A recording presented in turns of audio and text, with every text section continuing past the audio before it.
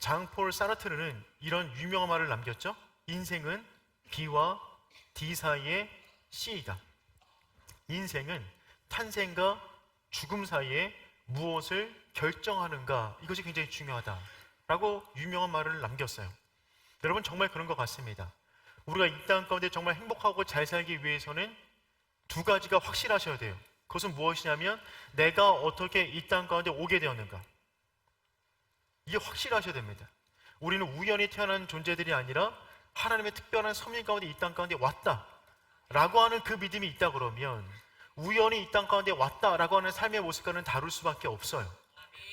출발을 안다면, 더군다나 우리 죽음 이유를 안다면 우리 인생이 또한 달라질 것입니다. 죽은 다음에 그냥 사라지는 것이 아니라, 그냥 없어지는 것이 아니라 죽음 이후에 우리 가운데 천국이 놓여져 있다. 그 믿음이 있는 사람의 삶의 모습은 아무것도 없다라고 생각하는 사람과는 확연히 다를 것이에요.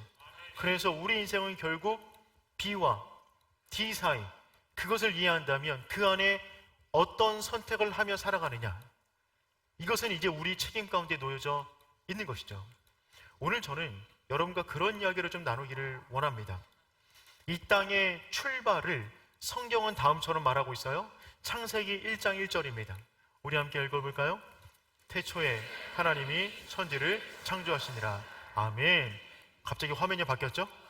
에덴 동산으로 바뀌었습니다. 하나님께서 말씀 한마디 딱 하자마자 이 땅의 모든 게 한꺼번에 확 바뀌어버린 거예요. 에덴 동산, 천지를 하나님이 창조하셨습니다. 그 창조하신 것 가운데 가장 창조의 클라이막스는 무엇이냐면 인간의 창조예요. 인간을 만들 때 그냥 만들지 않고 하나님의 형상을 닮은 자의 모습으로 만드셨습니다. 그리고 이 온 땅을 전부 다 하나님 보시기에, 사람 보기에가 아니에요. 가장 수준이 높으신 하나님 보시기에 가장 완벽하고 아름답고 좋은 상태로 만드셨어요. 그리고 아담과 하와를 만드시고 결혼하게 하십니다. 그리고 그들만을 위한 특별한 공간을 만들어 주었어요. 신혼 부부를 위한 신혼집입니다. 에덴 동산이에요. 이 땅에 있는 모든 곳이 다 아름다운 곳이었지만 특별히 그 신혼부부를 위한 신혼집을 만드시고 그 동산으로 그 부부를 데리고 와 살게 하십니다. 하나님의 남다른 은혜가 있는 것이죠. 그리고 인간 안에는 하나님의 형상을 닮은 자유의지를 주었어요. 그래서 그 하나님의 형상을 닮은 인간은 이 땅 가운데 살아가면서 그 어떤 것에도 눈치 보지 않고 매이지 않고 자유한 인생을 살게 됩니다. 여러분, 그런데 자유롭게 산다는 말은 어떤 의미냐면 마음대로 산다는 얘기는 아니에요. 그렇죠? 자유롭게 사는 것하고 마음대로 사는 것하고는 다르잖아요? 네. 여러분은 지금 자유하십니까? 아이고, 감사합니다. 10시 예배 때는 한 명도 말씀 안 하시더라고요. 여러분, 우리는 자유한 인생이지만 실은 그 자유를 온전히 누리는 사람 많지 않아요. 무언가 묶여있단 말이죠. 더군다나 그 자유가 자기 마음대로 살아가는 사람들도 많이 있습니다. 우리가 이 땅 가운데 살아가면서 가장 내가 편안하게 자유롭게 생활할 수 있는 공간은 어디죠? 가정이에요. 집. 정말 여러분의 가정이 그런 공간 되었으면 좋겠어요. 그 가정 들어갈 때 온전한 자유를 누리고 또 다른 구속이 아닌 평안을 누릴 수 있는 가정 되었으면 좋겠습니다. 근데 여러분, 가장 평안한 그 가정 역시 자기 마음대로 하잖아요? 자유가 없습니다. 아무리 편안한 공간이라 할지라도 부부간에 지켜야 될 예의가 있는 거예요. 질서가 있는 거예요. 부모 자녀 간 가운데 지켜야 될 질서가 있습니다. 그거 지키지 않으면 우리에게 주어진 자유는 무너질 수밖에 없어요. 에덴 동산 안에서도 하나님께서 질서를 하나 만들어 주셨어요. 그 질서는 나무와 연관되어져 있습니다. 창세기 2장 9절 말씀, 우리 함께 읽어볼까요? 여호와 하나님이 그 땅에 먹기 좋은 동산 가운데에는 선악을 알게 하는 나무도 있더라. 아멘. 에덴 동산을 만드신 다음에 그곳에 나무 2개를 만드셨어요.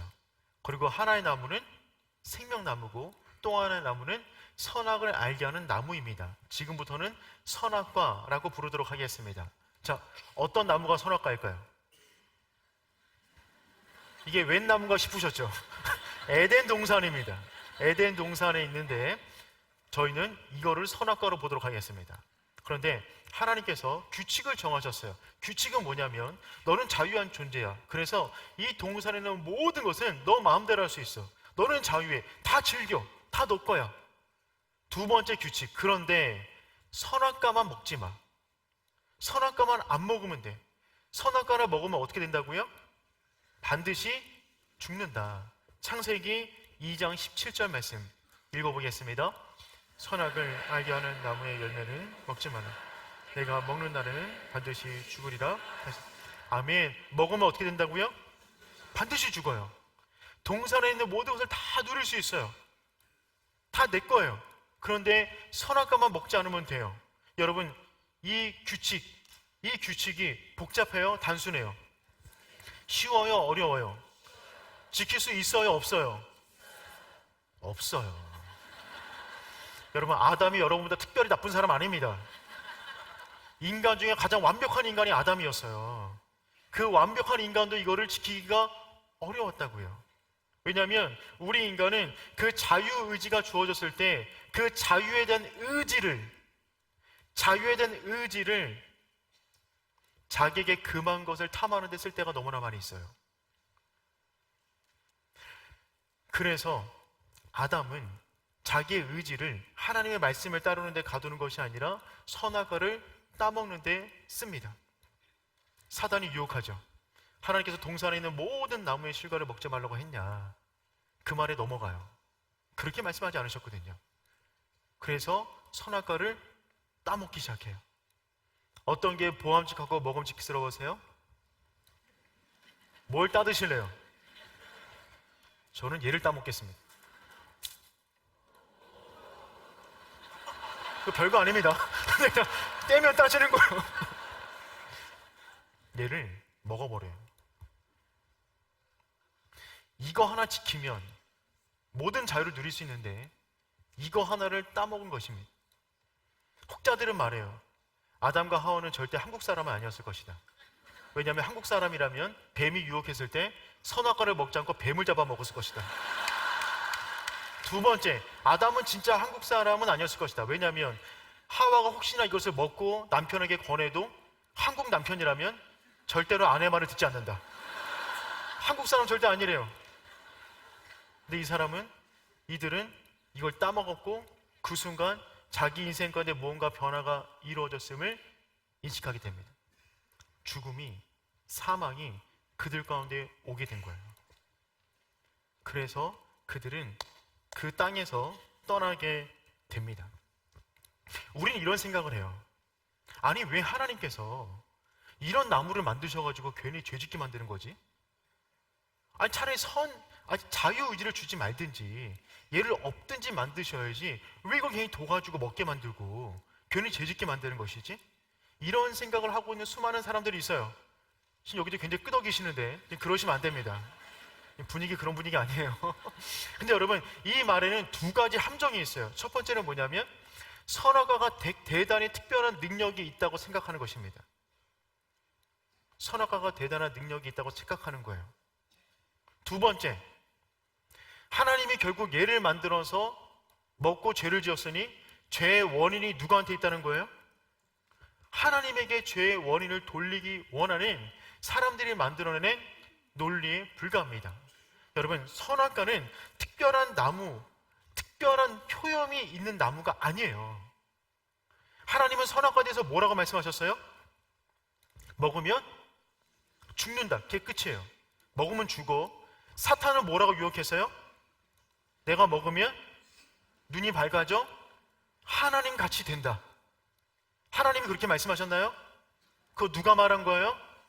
사탄이 말한 거예요. 하나님은 효험을 말하지 않으셨어요. 먹으면 죽는다. 특별한 나무 아닙니다. 그냥 얘는 건들지 마. 만약에 한 샘물이 있어요. 이 샘물만 먹지 마. 그러면 선악 샘물이 되는 겁니다. 이 딸기만 먹지 마. 선악 딸기가 되는 거예요.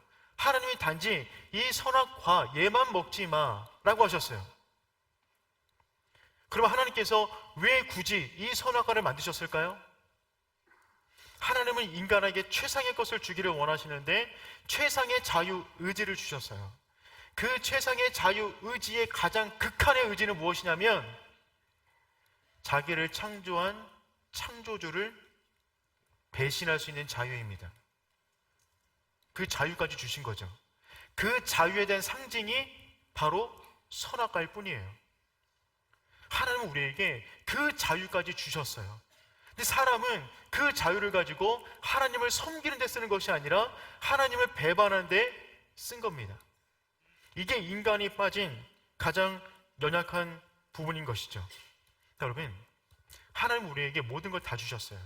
그런데 그 모든 것을 막 쓰면 안 됩니다. 지혜 가운데 써야 돼요. 그러면 어떻게 하면 지혜 가운데 쓰는 것일까요? 성경은 잠언 9장 10절에서 다음처럼 말을 합니다. 우리 읽어보겠습니다. 여호와를 경외하는 것이 아는 것이 명철입니다. 아멘. 여호와를 경외하는 게 지혜의 근본이에요. 지금 여러분, 지혜는 뭐냐면 여호와를 경외해서 그 모든 걸 쓰는 것입니다. 하나님께서 동산에 있는 모든 걸 누리라고 하셨어요. 그러면 다 누리는 게 하나님을 경외하는 거예요. 다 누리셔야 돼요. 구속받을 필요 없어요. 그런데 얘를 건들지 않는 것, 그것도 하나님을 경외하는 것이죠. 그런데 하나님을 경외하는 지혜의 근본이 흔들려 버리니까 사람은 그 지혜를 가지고 죄를 짓는데 쓴다는 것입니다. 선악과는 하나님이 이 땅을 창조하셨다라고 하는 상징물이었어요. 즉 선악과를 보면서 건들지 않는다는 것은 하나님이 이 땅을 창조하셨고 내 인생의 왕이십니다라고 하는 하나의 상징이에요. 그런데 인간이 이것을 따먹은 것은 무엇이냐면 이제는 내 마음대로 살겠다는 것입니다. 내가 이 동산의 주인이라는 거예요. 자기를 창조한 그 창조주를 내가 부리는 자가 되겠다는 것입니다. 그것이 인간이 빠진 죄악의 핵심이에요. 여러분, 그래서 그 이후로 인간에게 온갖 고통, 사망의 고통이 몰려오기 시작합니다. 먼저는 여인에게 하나님께서 말씀하세요. 창세기 3장 16절 말씀 우리 한번 읽어볼까요? 또 여자에게 이르시되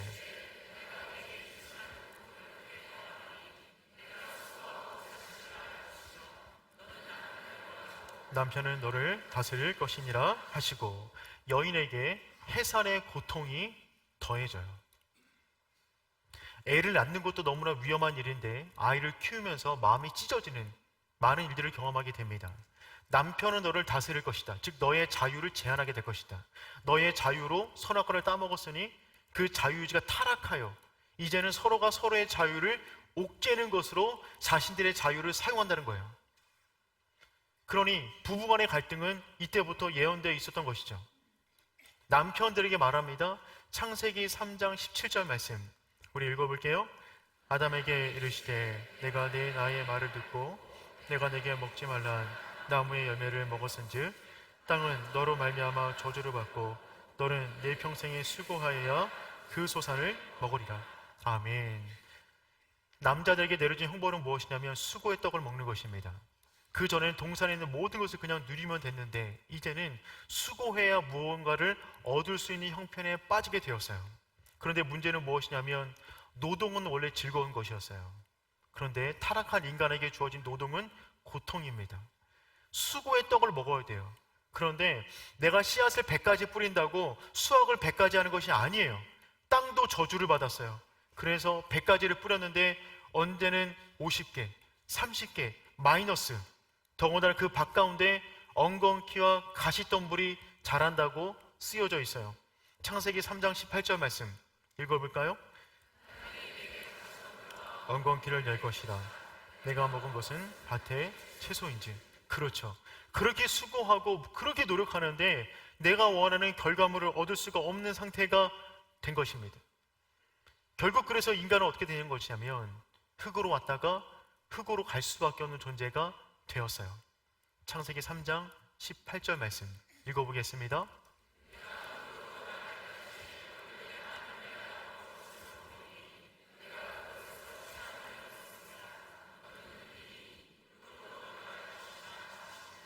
아멘.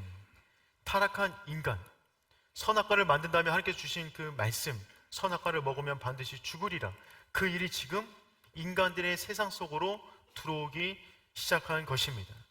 여러분, 이것이 우리가 살아가는 인생이에요. 우린 지금 선악과의 그늘 아래서 그 죄를 짓고 모든 사람은 죽을 수밖에 없는 형편 가운데 빠졌습니다. 그래서 우리에게 가장 중요한 것은 무엇이냐면 어떻게 하면 죽음을 피할 수 있을 것인가. 그게 가장 중요한 지혜예요. 다른 지식은 살아난 다음에 쌓는 거예요. 우리 인간의 처한 형편이 지금 선악과를 따먹은 모든 사람은 죽을 수밖에 없는데 우린 지금 그런 형편 가운데 빠여져 있다는 것입니다. 그럼 여러분, 우리가 선악과를 따먹어서 죽음이 왔다면 우리 가운데 생명을 얻기 위해서 어떻게 하면 될까요? 생명나무로 달려가 생명나무를 먹으면 됩니다. 그런데 생명나무를 먹으려고 하는 그 순간에 하나님께서 인간의 마음을 아셨어요. 그리고 뭐라고 말씀하시냐면 이들이 생명나무를 먹을까봐 생명나무를 지키는 천사와 불칼을 박습니다. 접근하지 못하도록. 왜요? 왜 못 먹게 하시는 것이죠? 우리 창세기 3장 22절을 읽어보도록 하겠습니다.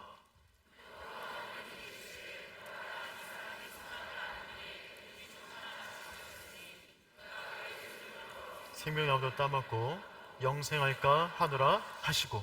여러분, 선악과를 먹어 죽을 수밖에 없는 인간, 죄에 중독된 인간이 생명나무를 먹어 영원한 생명을 얻게 되면 그 사람은 영원토록 살면서 영원토록 죄를 짓고 영원토록 지휘탄 가운데 뒹굴 것입니다. 그것은 축복입니까? 저주입니까? 저주죠. 그래서 제한된 시간만 살도록 사망이 그 인생 가운데 들어오도록 생명나무를 막아놓으셨어요. 어떻게 보면 또 다른 인간을 보호하기 위한 하나님의 장치였습니다. 그 뒤로 인간은 에덴 동산에서 쫓겨나요. 여러분, 이것이 우리가 놓여있는 상황이에요. 에덴 동산 이후로 모든 사람들은 이 두 나무 사이에서 살아갑니다. 사망이 왔어요. 생명을 얻어야 돼요. 길을 몰라요. 이 사이에 어느 곳에서 모든 사람은 다 살아가고 있는 것이죠. 성경은 분명히 말해요. 죄의 값은 사망이다. 죄를 지으면 죽는 거예요. 누구도 나는 죄가 없다라고 말할 수 있는 사람은 아무도 없는 거예요. 우리 인생 가운데 수많은 선악과들이 있고 지금도 누군가는 그것들을 만지작거리고 있어요. 사람들은 그래서 이 죄의 문제가 너무나 심각하니까 이 죄에 대한 문제를 경감시키기 위해서 수많은 꼼수들을 만들었습니다. 그 중에 하나가 무엇이냐면 죄에 대한 다른 이름을 붙이는 거예요. 죄를 죄라고 말하지 않습니다. 죄를 성향이라고 말해요. 습관이라고 말해요. 문화라고 말해요. 지금 시대는 이걸 다 한다고 말해요. 그러면 죄가 다른 게 되나요? 죄는 죄예요. 두 번째, 죄를 망각하는 겁니다. 죄를 인식하지 않기 위해서 죄에 대해서 감각을 아예 끊어버리는 거예요. 죄를 짓지만 죄가 아니냐 무의식하게 살아가는 것입니다. 그러면 죄가 선이 되나요? 아니죠. 많은 사람들은 또한 세 번째, 죄에 대한 등급을 나눠놨어요. 그게 낮은 등급의 죄, 중간 등급, 높은 등급. 낮은 등급의 죄는 그냥 우리 용서하자. 그러면 내가 짓는 죄는 어떤 죄예요? 낮은 등급의 죄. 너가 짓는 죄는 돌 맞을 죄. 도대체 그런 구분은 누가 한 거죠? 사람이 죄에 대해서 등급을 나눠놓으면 죄에 대해서 등급을 매겨 짓는 것입니까? 아니죠, 여러분. 깊은 바닷속에 큰 돌멩이를 던지면 가라앉습니다. 작은 모래 던져도 가라앉아요. 큰 돌이든 작은 모래든 상관없어요. 가라앉는 겁니다. 큰 죄, 작은 죄가 따로 없어요. 죄를 지으면 죄값은 사망이에요. 눈에 보이지도 않는 코로나 바이러스, 그게 우리 몸속에 들어오게 되면 그냥 확진되는 겁니다. 큰 게 들어온다고 걸리고 작은 게 들어온다고 안 걸리고 이런 거 아니잖아요. 죄는 그런 거예요. 죄에 감염되면 그 싹은 사망이 되는 것입니다.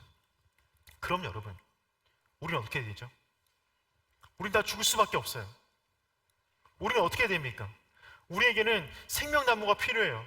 그럼 우리는 어떻게 하면 생명나무로 접근할 수가 있을까요? 에덴 동산에서 창세기 1장, 2장 이후에 생명나무는 등장하지 않아요.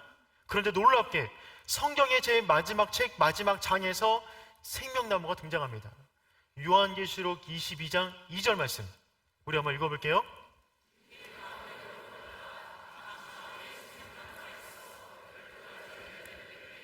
달마다 그 나무를 맺고 그 나무 잎사귀들은 만국을 치료하기 위하여 있더라. 아멘. 에덴 동산에서 사라졌던 창세기 1장과 2장에 나왔던 그 생명나무가 성경의 제일 마지막에 나와요. 마지막 장 22장에.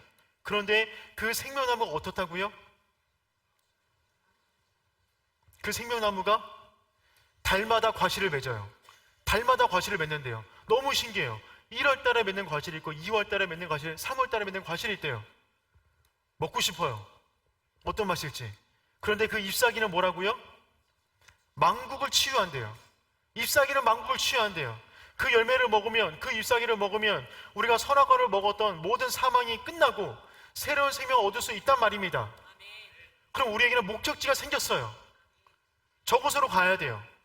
근데 요한계시록 22장은 새 땅, 새 에덴, 새 성을 말하고 있어요. 천국을 말하는 거예요. 그럼 우리가 어떻게 하면 이리로 갈 수 있는가? 이 땅에 있는 모든 사람들은 선악과와 생명나무 사이에서 살아가고 있는데, 그럼 우리는 어떻게 하면 이리로 들어갈 수 있을까요? 우리에게는 또 하나의 나무가 필요해요. 그 나무를 붙잡아야만 이쪽으로 넘어갈 수 있습니다. 그 나무는 무엇입니까? 십자가입니다. 요한복음 3장 16절 말씀 읽어보도록 하겠습니다. 하나님이 세상을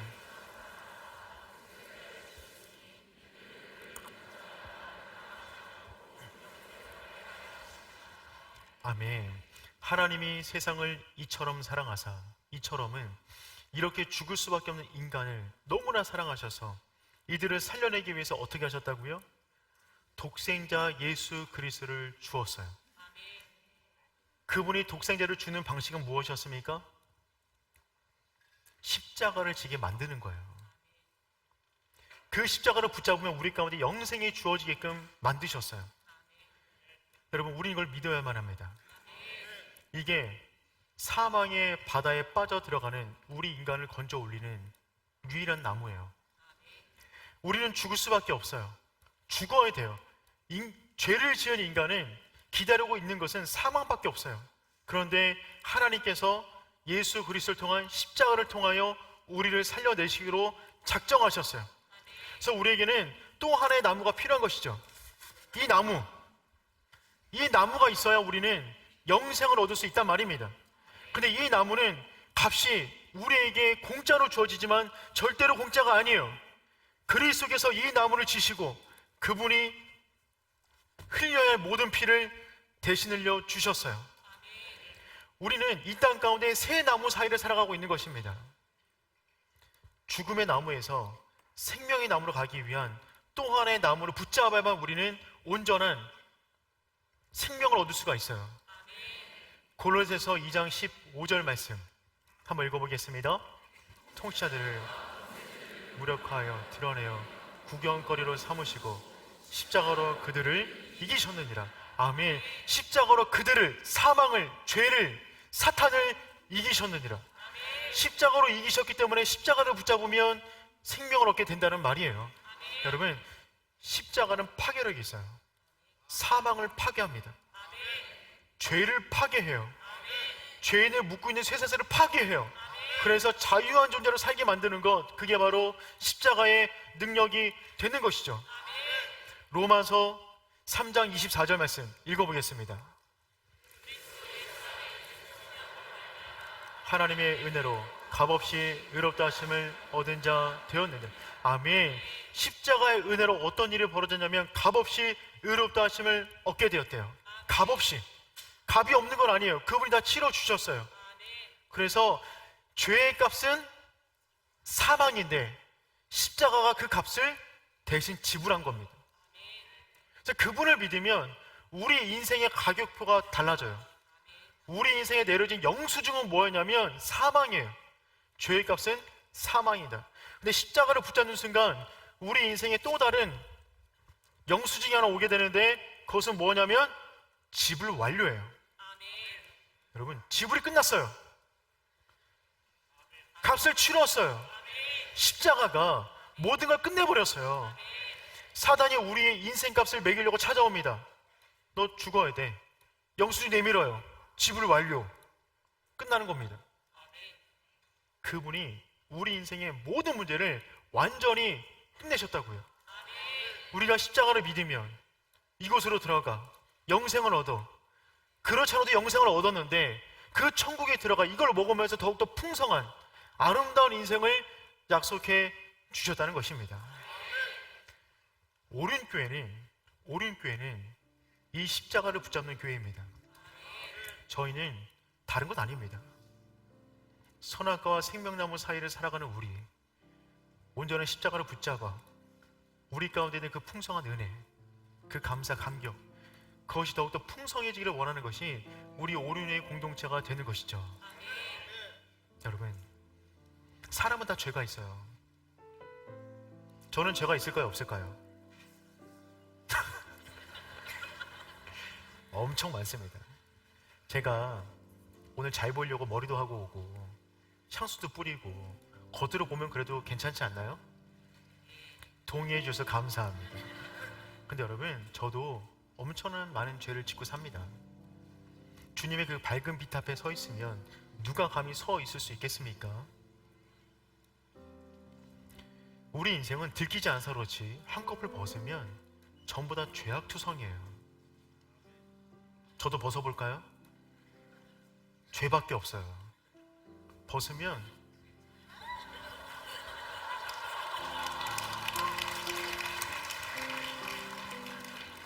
꼬였네.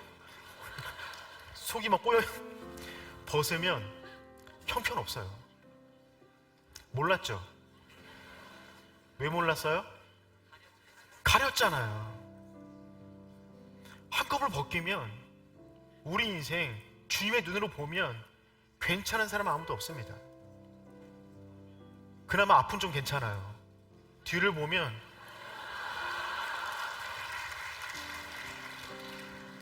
죄, 폭력, 거짓, 음란, 온갖 것들이 우리 영혼을 감싸고 있다고요. 그리스도께서 우리를 칭히 속량하시고 그분의 보혈로